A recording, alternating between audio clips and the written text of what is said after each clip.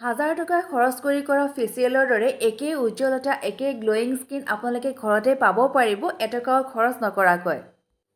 মুখত থকা কলা দাগসমূহ লাহে লাহে পাতল হৈ আঁতৰি যাব, লগতে স্কিনখন কোমল কৰিব আৰু টাইট কৰিব। যদি আপোনাৰ স্কিনৰ উজ্জ্বলতা একেবাৰে হেৰাই গৈছে, স্কিনখন ঢেলা পৰি গৈছে, তেনেহ'লে আজিৰ এই ফেচিয়েলটোৱে আপোনাক বহুত সহায় কৰিব। কেতিয়াবা আমাৰ এনেকুৱা হয়, আমাৰ হাতত সময় একেবাৰে কম থাকে আৰু আমি বাহিৰত ওলাই গৈ ফেচিয়েল এটা কৰিবলৈ সময় নাপাওঁ, আৰু কেতিয়াবা আমাৰ পইচাও খৰচ কৰিবলৈ মন নাযায়। গতিকে তেনেকুৱা সময়ত আপোনালোকে এই ফেচিয়েলটো কৰি চাব পাৰিব, বহুত ভাল ৰিজাল্ট পাব আপোনালোকে। হাজাৰ টকা খৰচ কৰি কৰা ফেচিয়েলৰ দৰে একেই ৰিজাল্টেই আপোনালোকে ঘৰতে পাব। ভিডিঅ'টো আৰম্ভ কৰাৰ আগতে আপোনালোকলৈ ৰিকুৱেষ্ট কৰিছোঁ, যদি প্ৰথমবাৰৰ কাৰণে ভিডিঅ'টো চাইছে তেনেহ'লে চেনেলটো ছাবস্ক্ৰাইব কৰি দিব, আৰু যিসকলে অলৰেডি ছাবস্ক্ৰাইব কৰিছে তেওঁলোকে অশেষ ধন্যবাদ জনালোঁ। এই ফেচিয়েলটো কৰিবৰ কাৰণে ফাৰ্ষ্ট ষ্টেপত আমি কৰিম ফেচ ক্লিনজিং, আৰু এইখিনি কৰিবৰ কাৰণে মই প্ৰথমতে এটা বিলাহী লৈছোঁ, পকা বিলাহী, আৰু বিলাহীটোৰ পৰা মই আধাতকৈও কম অংশ এইদৰে কাটি লৈছোঁ, আৰু এতিয়া কাটি লোৱা অংশখিনিৰ পৰা মই এইদৰে ওপৰত অলপ অলপ কৰি কটাৰীখনেৰে কাটি দিছোঁ, যাতে লগাবলৈ সুবিধা হয়। এতিয়া এই বিলাহীখিনিৰ ওপৰত মই এচামুচ কেঁচা গাখীৰ লৈছোঁ, আৰু গাখীৰখিনি ঠাণ্ডা লৈছোঁ। আপোনালোকেও কেঁচা গাখীৰ ল'ব আৰু ঠাণ্ডা গাখীৰ ল'ব, আৰু যদি কেঁচা গাখীৰ নাথাকে তেনেহ'লে এনেই নৰ্মেল গাখীৰ হ'লেও হ'ব, গৰম কৰা গাখীৰ, কিন্তু ঠাণ্ডা গাখীৰ ব্যৱহাৰ কৰিব। মই বিলাহীৰ পিচটোৰ ওপৰতে একেলগে গাখীৰখিনি ঢালি লৈ এইদৰে মুখখন ভাল কৰি ক্লিন কৰি লৈছোঁ, আৰু আপোনালোকে যদি এনেকৈ কৰিবলৈ অসুবিধা পায় তেনেহ'লে আপোনালোকে এটা বাটিত 2 চামুচ বিলাহীৰ ৰস আৰু 2 চামুচ কেঁচা গাখীৰ ভাল কৰি মিক্স কৰি ল'ব, আৰু আঙুলিৰ সহায়েৰে গোটেই মুখখনত লাহে লাহে ভাল কৰি ঘঁহি মুখখন ক্লিন কৰি ল'ব। আপোনালোকৰ যোনটোত কৰিবলৈ সুবিধা হয় আপোনালোকে সেইধৰণে কৰি ল'ব। যদি আপোনালোকৰ মুখত বিলাহীৰ ৰস চুট নকৰে তেনেহ'লে আপোনালোকে বিলাহীৰ ৰসৰ জেগাত নেমুৰ ৰস ব্যৱহাৰ কৰিব পাৰিব। এইদৰে ক্লিন কৰাৰ ফলত মুখত যদি ধূলি বালি পৰি আছে নাইবা ময়লা জমা হৈ আছে সেইবোৰ সম্পূৰ্ণৰূপে আঁতৰি যাব, নাইবা মুখত যদি আপোনালোকে ক্ৰীম লগাইছে বা মেকআপ কৰা আছে সেইখিনিও আঁতৰি যাব, মুখখন ধুনীয়া চাফা হ'ব, উজ্জ্বল হ'ব।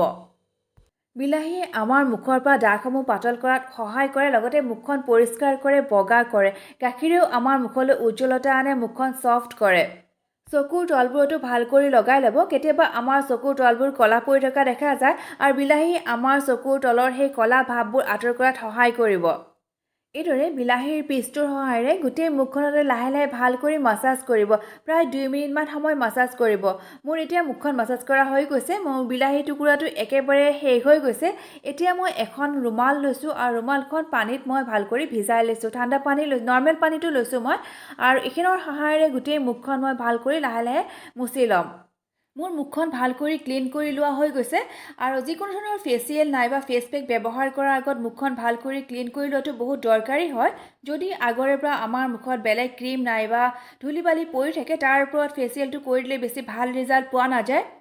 এতিয়া মই ছেকেণ্ড ষ্টেপটো কৰিম, মুখখন স্কাৰ্ফ কৰিম। স্কাৰ্ফ কৰিবৰ কাৰণে মই এচামুচ মচুৰ দালি গুড়ি লৈছোঁ, আৰু ইয়াতে মই এচামুচৰ পৰা 2 চামুচ কেঁচা গাখীৰ লৈছোঁ। গাখীৰটো আপোনালোকৰ নিজৰ হিচাপ অনুযায়ী ল'ব, যাতে ক্ৰীমখিনি আমাৰ মুখত লগাবলৈ সুবিধা হয়, বেছি পনীয়া বা বেছি গোটা নহয়, তেনেকুৱা হিচাপত গাখীৰখিনি আপোনালোকে লৈ ল'ব। প্ৰথমতে এইখিনি গোটেই মুখখনতে ভাল কৰি লগাই ল'ব, আৰু এইখিনি গোটেই মুখখনতে লগোৱা হোৱাৰ পিছত এইদৰে মই দেখুওৱাৰ নিচিনাকৈ গোল গোল কৰি ভাল কৰি মাছাজ কৰিব। এইদৰে প্ৰায় 2 মিনিট সময় গোটেই মুখখনতে ভাল কৰি মাছাজ কৰিব। ছেকেণ্ড ষ্টেপৰ এই স্কাৰ্ফখিনি কৰাৰ ফলত কি হ'ব, আমাৰ মুখত যদি ডেড স্কিন আছে সেই স্কিনখিনি আঁতৰি যাব, আৰু লগতে আমাৰ স্কিনত যদি আমাৰ কেতিয়াবা নাকৰ ওচৰত আৰু ওঠৰ ছাইডবোৰত কেতিয়াবা ব্লেক হেডছ বা হোৱাইট হেডছ আদি দেখিবলৈ পোৱা যায়, যদি সেই সমস্যাখিনি আছে এই স্কাৰ্ফটো কৰাৰ ফলত সেই ব্লেক হেডছ বা হোৱাইট হেডছৰ সমস্যাখিনি ঠিক হ'ব। এইদৰে চাৰ্কুলাৰ মচনত প্ৰায় 2 মিনিট সময় ভাল কৰি লাহে লাহে মাছাজ কৰিব। এইদৰে মাছাজ কৰাৰ ফলত আপোনাৰ স্কিনলৈ এটা ধুনীয়া গ্ল' আহিব।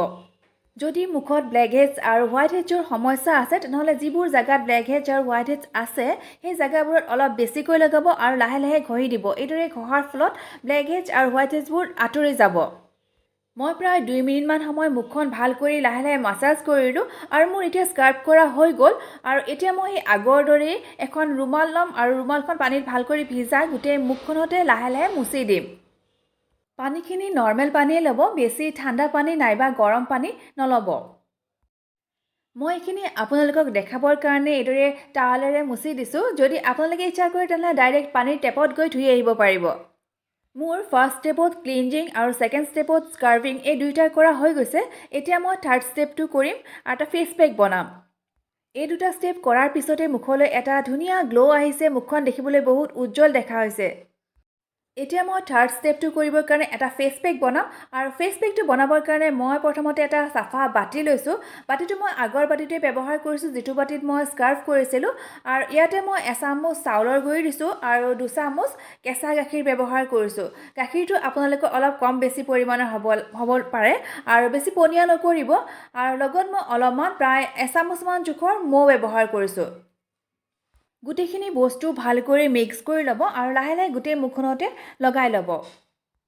চাউলে আমাৰ স্কিনখনত এটা বহুত ধুনীয়া কাম কৰে। স্কিনখন বগা কৰাত সহায় কৰে, স্কিনখন টাইট কৰে, স্কিনলৈ এটা ধুনীয়া উজ্জ্বলতা আনে। ইয়াত মই মৌ ব্যৱহাৰ কৰিছোঁ, মৌৱে আমাৰ স্কিনখন ছফ্ট কৰিব। এই ফেচিয়েলটো আপোনালোকে সপ্তাহত 2 বাৰ কৰি ব্যৱহাৰ কৰিব আৰু গোটেই সপ্তাহটো আপোনাৰ মুখখন বগা, উজ্জ্বল, চিকচিকীয়া কৰি ৰাখিব। মোৰ ফেচ পেকটো লগোৱা হৈ গৈছে আৰু এতিয়া এইখিনি মই 15 মিনিট সময়ৰ কাৰণে এইদৰে শুকাবৰ কাৰণে ৰাখি থ'ম আৰু 15 মিনিট সময়ৰ পিছত মই আপোনালোকক দেখাই আছোঁ। মোৰ ফেচ পেকটো লগোৱা 15 মিনিট সময় প্ৰায় হৈ গৈছে আৰু ফেচ পেকটো মুখত প্ৰায়খিনি শুকাই গৈছে। এতিয়া মই এইখিনি ধুই আহি আপোনালোকৰ ওচৰত দেখাই আছোঁ। এয়া মই মুখখন ধুই আহিলোঁ আৰু মুখখন ধুই অহাৰ পিছত মুখখন আপোনালোকে ধৰিব পাৰিছে বহুত ধুনীয়া এটা গ্ল' আহিছে, মুখখন বহুত চাফা, উজ্জ্বল, বগা লগা হৈছে। আৰু এতিয়া ইয়াৰ পিছত আপোনালোকে মুখত যিকোনো ধৰণৰ ক্ৰীম ব্যৱহাৰ কৰিব পাৰিব, যিখিনি আপোনালোকে সদায় ব্যৱহাৰ কৰে। মই এতিয়া অলপমান এল'ভেৰা জেল লগাই ল'ম আৰু আপোনালোকে যদি ৰ'দত বাহিৰত ওলাই যায় তেনেহ'লে আপোনালোকে ইচ্ছা কৰে যদি ছানস্ক্ৰীমো ব্যৱহাৰ কৰিব পাৰিব। এই ফেচিয়েলটো আপোনালোকে দেৱালীতো লগাব পাৰে, নাইবা কেতিয়াবা বিয়া বা পাৰ্টি আদি যোৱাৰ আগতো ব্যৱহাৰ কৰিব পাৰে। বহুত ভাল কাম কৰিব, বহুত ধুনীয়া ৰিজাল্ট দিব আপোনালোকক। এই ফেচিয়েলটো আপোনালোকে এবাৰ কৰি চাব, আপোনালোকৰ ঘৰত কিচেনত থকা বস্তুৰ পৰা একেবাৰে ফ্ৰীতে হৈ যাব আৰু যিখিনি ফেচিয়েল আপোনালোকে বহুত টকা খৰচ কৰি কৰে তাৰ দৰে একেই ৰিজাল্ট পাব। আশা কৰিছোঁ ভিডিঅ'টো চাই আপোনালোকে ভাল পাব আৰু ভিডিঅ'টো চাই যদি আপোনালোকে ভাল পায় তেনেহ'লে চেনেলটো ছাবস্ক্ৰাইব কৰি দিব, লাইক কৰিব আৰু আপোনালোকৰ বন্ধু-বান্ধৱী আৰু ৰিলেটিভছৰ মাজত শ্বেয়াৰ কৰিব। আজিলৈকে ইমানেই, নেক্সট ভিডিঅ'ত আকৌ লগ পাম, তেতিয়ালৈকে বাই বাই।